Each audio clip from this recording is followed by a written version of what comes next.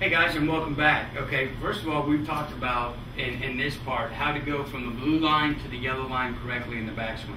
Now you have to remember, I'm moving around a lot in here. I've got the cubic model in front of me that's being projected onto me right now so that I can show you all this stuff. So I'm looking at that while I'm looking at you, and you may see part of me lifting up to come back and look at the camera or whatever. However, the geometry of this thing is so good, so we just want to get as close to it. Now you have to remember, you don't have the stuff that we have here to be able to show you this stuff, but what is really, really good about it is you can practice these movements at home. It's very simple.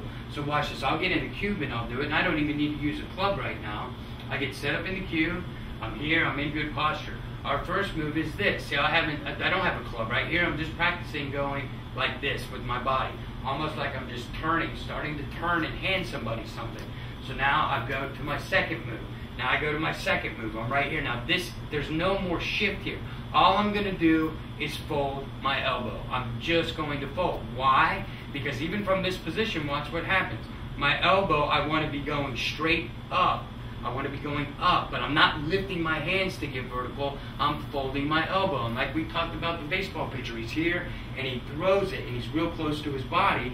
Well, all this width stuff in the backswing to come here, it's not what we're doing, okay? They're getting this thing because they have to get up here to the top and they have to drop this club back into the slot. We are in the slot. There is no slot for us to drop onto because we never lose it, okay? And it's very simple. When we're here, look how tight it looks like my arm is when I stand at this thing. Just like I have a tray, like I was a waiter. I can support whatever is in my hand right now, and look at this angle. So this angle is now, look at this, when I put it down, oh my goodness, it's in the same position how we are moving our golf swing around us like this. But now if I stand up just like that, it comes here to where I've got the support of the object in my hand. Okay, so again, understand our movement is this way and fold. This way and fold. This way and fold. It's very simple. We're not going this way and up because now I'm adding a vertical component that does not belong here. It does belong, but it has to happen from the fulcrum point of the elbow lifting this object. We've all seen this before.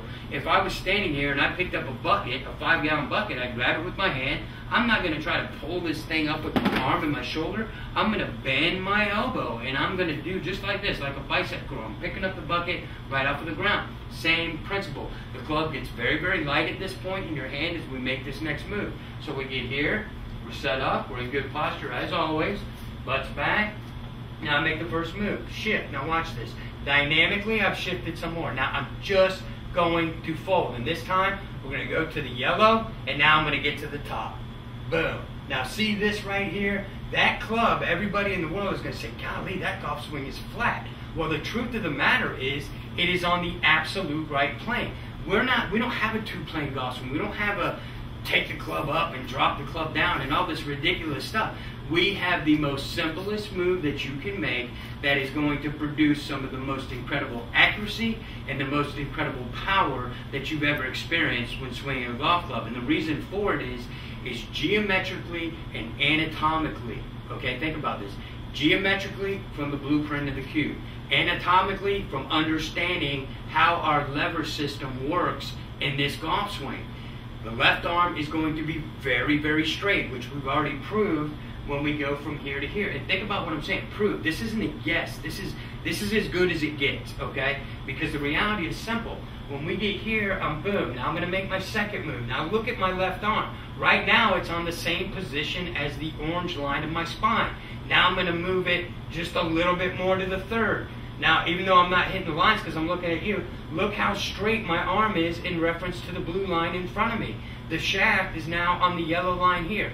Geometrically, we are really swinging this club, maintaining a 90-degree angle relationship at all times.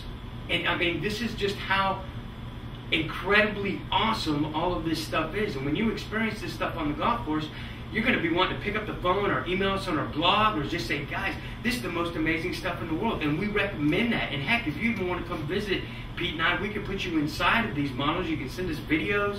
Trust me, you're going to want to share this experience with your friends and everybody else out there because there's nobody else in the world that's able to teach through this type of method of teaching.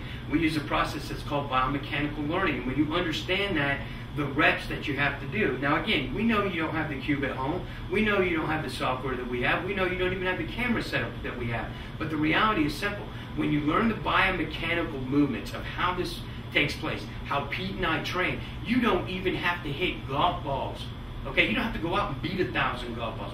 All you have to do is practice the motion. When you get better at the motion, then the results come. Because when you people say it's muscle memory, but the reality is it's neurological responses of your brain that are laying down myelin.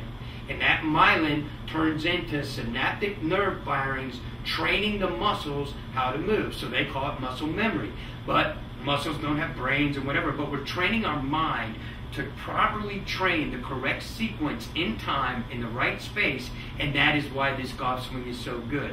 Mathematically, it is absolute perfection. It is flawless what you're going to experience. But remember, you have to take time, you have to do the work, and you have to make it work. So we're going to check this out one more time, and then we're going to close this chapter. So when we get here, we're set up in perfect posture. We made the first move, we made the second move. Now from here, I'm just going to fold. Watch this. I'm going to fold, I'm doing it in slow motion. Boom, I hit it, I come to the top. See how I haven't lifted up out of my posture? I haven't done anything. I'm here, first move, second move. Now I'm just going to fold. Boom. See where that is? That looks like the shortest backswing in the world. But the reality of it is, look where the butt of my club is at. It is on the balance line of the body. I haven't gone around it. I'm here. Even though my hand is there, the butt of the club is right on the balance line of my body. And that dynamic movement is what we're going to discuss when we move into the next chapter.